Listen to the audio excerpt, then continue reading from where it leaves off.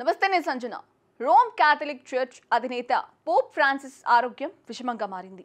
88 ఏళ్ల వయసులో ఉన్న ఆయన తీవ్రమైన శ్వాసకోశ సమస్యతో రోమ్లోని జెమెల్లి ఆసుపత్రిలో చికిత్స పొందుతున్నారు. ఫిబ్రవరి 14న న్యూమోనియా కారణంగా ఆసుపత్రిలో చేరిన పోప్ 9 రోజులుగా అక్కడ చికిత్స పొందుతున్నారు. ఆయన ఆరోగ్యం ఇంకా విషమంగానే ఉందని వాటికన్ సిటీ శనివారం సాయంత్రం ప్రకటన చేసింది. ఇక తోటి వైద్యులు రక్తహీనత కారణంగా ఆయనకు రక్త మార్పిడి చేసి హై ఫ్లో ఆక్సిజన్ అందిస్తున్నారు. ఇక న్యూమోనియాతో పాటు సంక్లిష్టమైన శ్వాస ఇన్ఫెక్షన్తో పోప్ బాధపడుతున్నట్లు వైద్యులు తెలిపారు.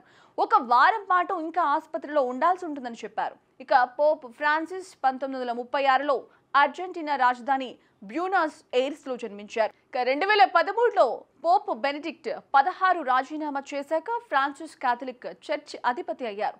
అయితే ఇటీవల ఆయన ఆరోగ్యం వేగంగా క్షీణించిందని 2021-23 మధ్య పెద్దపేగు సర్జరీ కూడా జరిగిందని తెలుస్తోంది.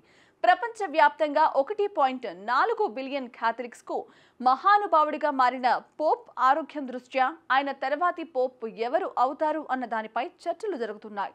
అయితే వాటికన్ విదేశాంగ కార్యదర్శి పియాట్రో పరోలిన్ ఇలాంటి చర్చలు సాధారణమేనని చెప్పారు. కానీ ప్రస్తుత క్షణంలో పోప్ ఆరోగ్యం తిరిగి మెరుగుపడడంపై శ్రద్ధ వహించాలని అన్నారు.